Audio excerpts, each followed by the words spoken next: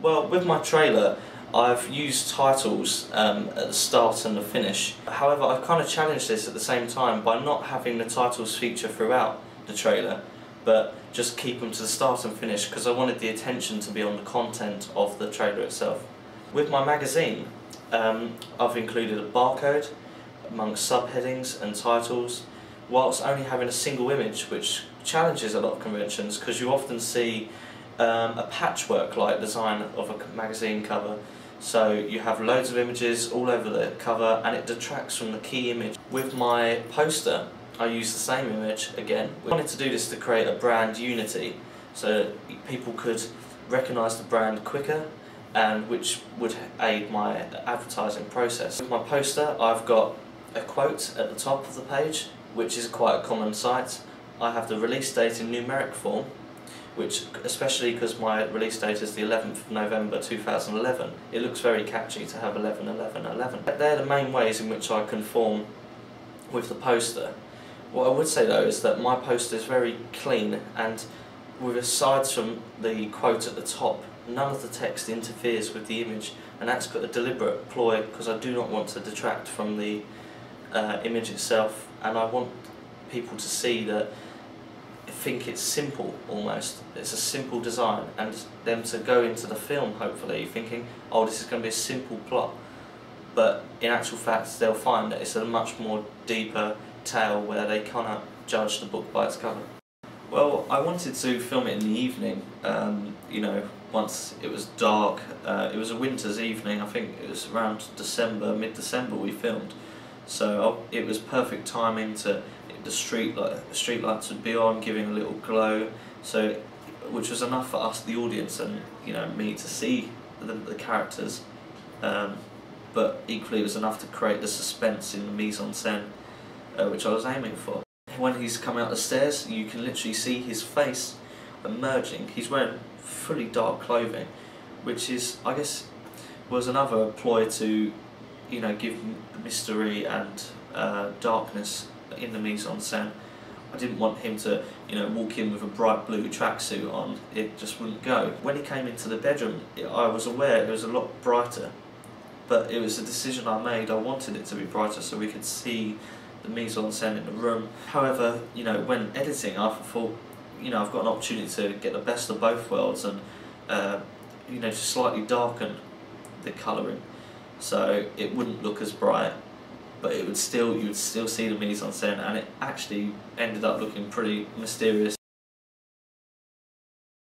Once again, I think the single image that I've used on both the poster and the cover is actually taken from the trailer itself. So these three images will be seen frequently in the advertising process by the audience we're targeting. I also think that the use of colour as well is very key. We have white, red and black. It once again is another way of targeting the audience and getting them to create a brand unification in their head. We wanted to target a certain genre, so mine's an action thriller. I enjoy action thrillers quite a bit. Great examples: Bourne Supremacy, Bourne Ultimatum. Just the whole Bourne series just defines the genre so much, and it's very powerful films. My film itself, but obviously I've only made the trailer thus far. The trailer has elements of violence involved. There is a part where a gun is pointed to a head. There is a part when a crowbar is hit repeatedly onto the bed, which we believe there to be a person under.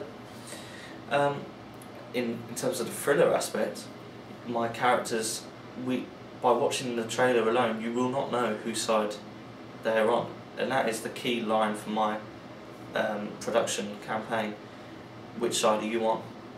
Because without going to watch the film, you know, you can assume whose side the characters are on. My film, I would say, is a lot deeper narrative. It creates an enigma for the audience which they have to solve themselves. You can't just read about this in, you know, a film critique magazine, because you have to judge, you know, make your own judgments, which is something which a lot of people don't do in life. They sit on the fence, they don't like to get involved, and this is to encourage the audience to think deeper, look beyond the surface level, which is, you know, in life today there's many issues worldwide where you could look at it on a surface level and draw your own conclusion. But if you looked a little bit deeper, then your conclusion would be very different. On a surface level, for my film, looking at the narrative, the characters involved, you know, you would assume that the protagonist is Ollie Hodgson, who's featured on the motorcycle in the trailer. However, you would also think the antagonist is Ross Dearman, who is the, you know, walking around with a crowbar. You're kind of your typical bad guy. He's armed, he's mysterious, he's dangerous. You know, he looks physically dangerous. When I was doing my research, I came across the theory of Vladimir Prop. His theory is that you have a villain and a hero amongst other characters, but they are the main characters in the narrative. And I disagreed with this. I didn't think it was challenging and entertaining enough. I thought that for a good film you need to have more. You need to look past the black and white areas and you need to go for the grey. So my characters are anti-heroes. They're different to the usual stereotypes that you would have. So I'm aiming for the grey area and making the audience work harder for their entertainment. I've done 2 lots of audience feedback, a draft feedback and a final feedback. So I did 10 draft feedbacks and 10 final feedbacks from a range of people, you know, particularly my fellow classmates on the course, because it's good to get opinions from people that are aspiring to the same goal as you. Whilst I've also asked some people who are just normal consumers of media, you know, from some are older than my age. I've asked a couple of younger people as well. So it kind of, I thought it was a bit of a spectrum, which was helpful. I've posted my feedback onto my blog, which, you know, contains my research and planning. A lot of people said that I needed to use more filters. This came mainly from my immediate classmates. They said, you know, there's not enough filters and effects going on in the trailer. But I refer once again to the film looking simple in the trailer and the advertising campaign. I wanted to give across, you know, simplicity. I wanted it to look easier to, you know, distinguish than it actually is. So it lures the people in with a false premise, and, you know, they turn up at the film and they're being challenged. You know, they're on the back foot almost. You know, this is not what I expected. I did put a couple more transitions in towards the start, particularly with the title sequence, as I thought, you know, if I was going to have to do any transitions, I'd rather them be at the start, so they didn't interfere with the main, you know, shots. Other audience feedback, I decided to change the narrative style of my trailer. So I went from having a very linear narrative to, you know, it being out of sync almost. It just adds to the whole enigma that I was aiming for.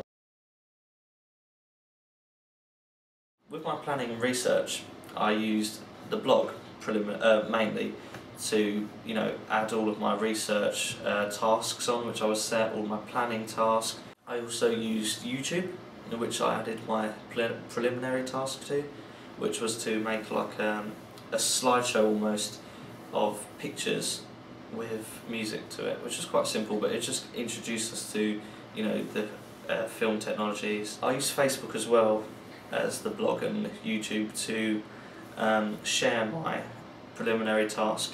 With construction, I used 4 different programs mainly. I used iDVD, Final Cut Express, Adobe Photoshop and Adobe InDesign. iDVD, I used it at the end of my project to create a DVD menu, which would make my trailer and task look a lot more professional, to have it on a menu as opposed to single files on a disc. With Final Cut Express, I did the whole of my editing. I uploaded all of my shots to Final Cut and also manipulated shots, so using certain filters and changing the colour and brightness.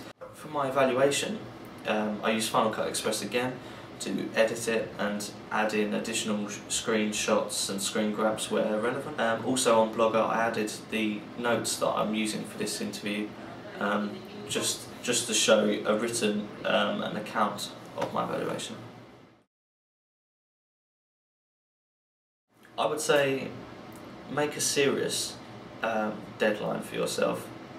You know, but make it so you can always have a little extra. Other things I've learned in just terms of general knowledge is, you know, how important the planning to a project like this is. You know, I've only had to do a trailer, but you can, you know, see how much planning has gone into this, and you can only imagine how much planning goes into a, you know, a real big budget, you know, blockbuster from Hollywood. I've learned a lot about editing. Once again, you know, which works where, how quick to do the shots.